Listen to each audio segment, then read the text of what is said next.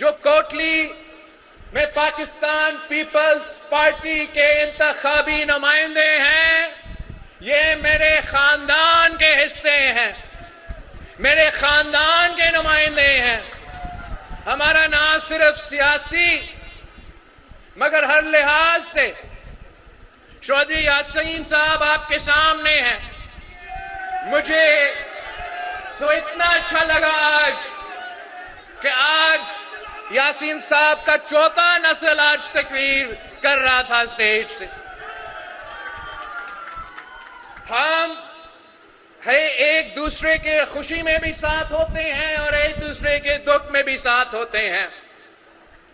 آج کل اقتدار کے دن ہے، مگر مجھے وہ دن یاد ہے کہ جب میں شہید محترمہ بینظیر بھٹو کے ساتھ ہم ضلع وطنی میں کبھی دبئی میں تو کبھی لندن میں ہوتے تھے، اور اپنا بچپن کے وقت مجھے چودھری یاسین صاحب یاد ہے کہ اس وقت بھی چودھری یاسین صاحب موجود تھا، اور آج بھی آپ کے سامنے میرا وفادار پاکستان پیپلز پارٹی کا ساتھی اور میرا خاندان کا ساتھی چودھری یاسین صاحب آج بھی موجود ہے۔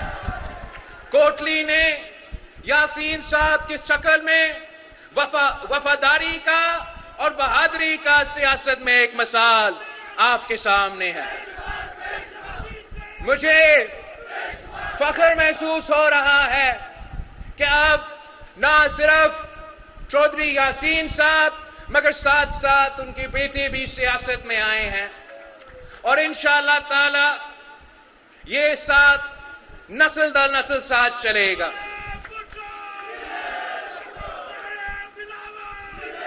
الیکشنز میں پارٹیوں کے لیے، سیاسی جماعتوں کے لیے بڑا مشکل ہوتا ہے۔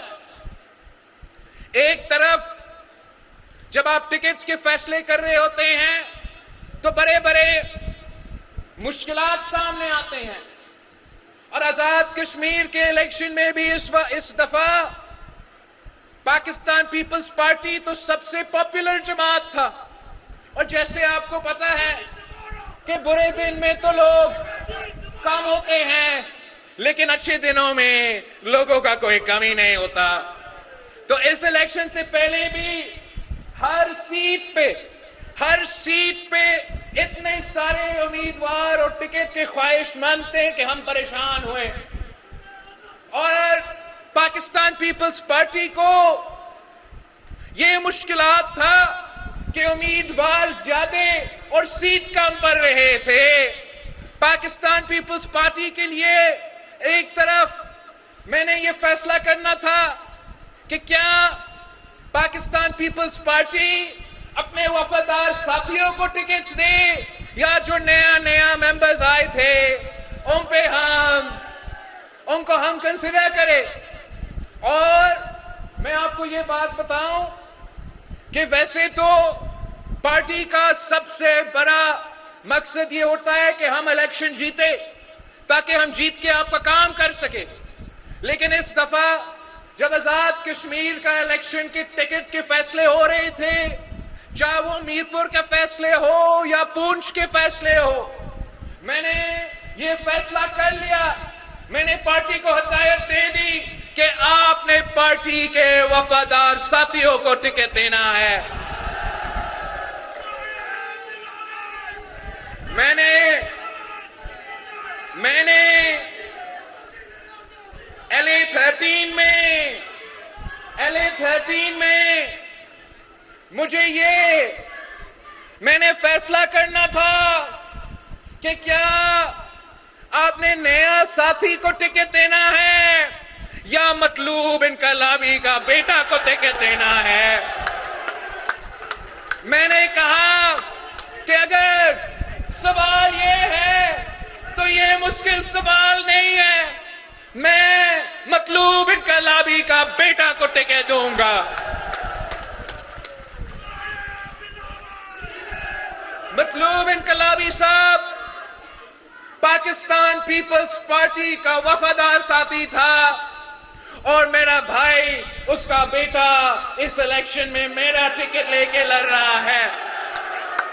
میں کوٹلی والوں سے خاص طور پہ LA13 کے عوام سے درخواست کرتا ہوں کہ میں نے اپنا کام کر لیا ہے، ٹکٹ دلوا دیا ہے، اب جب جتوانا آپ کا کام ہے، جتوانا آپ کا کام ہے۔ میں مطلوب انقلابی کا بیٹا اسمبلی میں دیکھنا چاہتا ہوں۔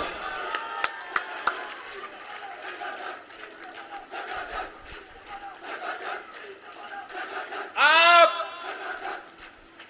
نے پچھلے الیکشن میں بھی، مجھے یاد ہے، پچھلے الیکشن میں بھی پاکستان پیپلز پارٹی اور آزاد کشمیر کا پاکستان پیپلز پارٹی نے ان حالات میں جب آزاد کشمیر میں نون لیگ کی تو وفاق میں عمران خان کا حکومت تھا،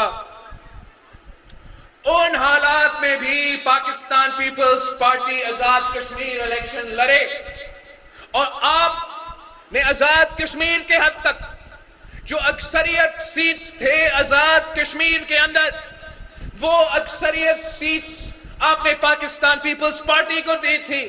تو میرے نظر میں پچھلے الیکشن بھی ہم جیت چکے تھے۔ اب حالات کچھ اور ہے، حالات کچھ اور ہے۔ 6 مہینے سے آزاد کشمیر میں پی پی کا حکومت اور کافی سالوں سے وفاق میں ہمارے دوست شہباز شریف صاحب کا حکومت ہے۔ تو اب پچھلے الیکشن کی طرح انشاءاللہ مشکلات نہیں ہوں گے۔ آپ نے پچھلے الیکشن سے بھی بہتر ریزلٹس دلوانا ہے ہمیں۔ ہم آزاد کشمیر میں انشاءاللہ تعالی پاکستان پیپلز پارٹی کا حکومت بنائیں گے۔ پاکستان پیپلز پارٹی کے حکومت بنانے کے لیے، میرا اکثریت دکھانے کے لیے، میں کوٹلی کا ہر ایک سیٹ چاہتا ہوں۔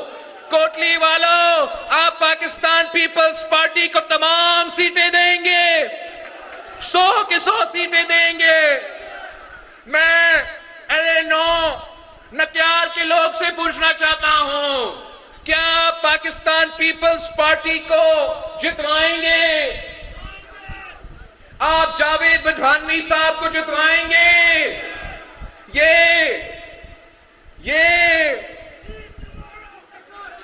آپ یہ ذرا مزاج دیکھیں، ان کو معلوم ہے کہ بدھوانی صاحب جیت رہا ہے، ان کو پتہ ہے، نظر آ رہا ہے، تو کرتے کیا ہے؟ کرتے کیا ہے؟ قتل کا ایف آئی آر کاٹتے ہیں۔ مجھے لگتا ہے کہ وہ تو پورا کا پورا کشمیر کو دہشت گرد قرار دینا چاہتے ہیں۔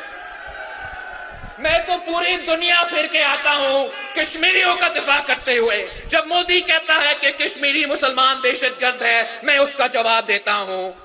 یہاں آپ ہر کسی کو قاتل، ہر کسی کو دہشت گرد قرار دینا چاہتے ہو۔ کیا جاوید بدھانوی صاحب قاتل لگتا ہے آپ کو؟ یہ لوگ سمجھتے ہیں کہ 1-2 ایف آئی آر کاٹ کے پاکستان پیپلز پارٹی کے کارکنوں کو ڈرا سکتے ہیں۔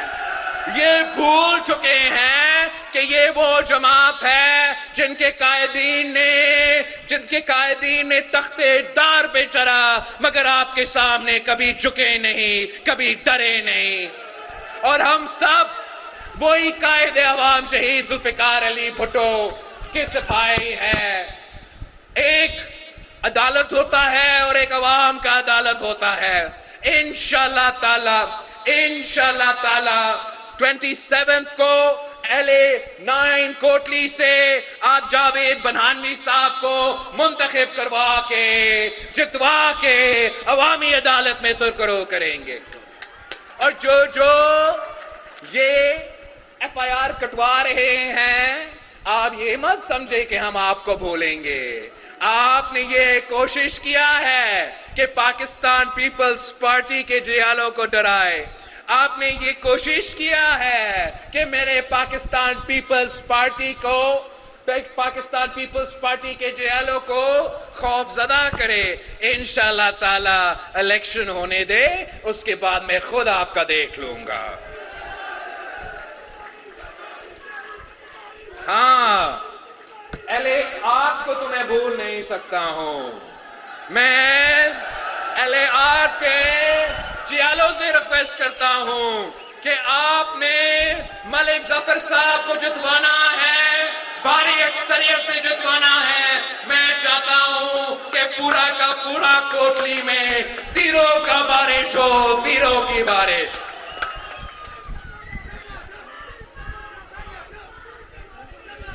چودھری اخلاق صاحب,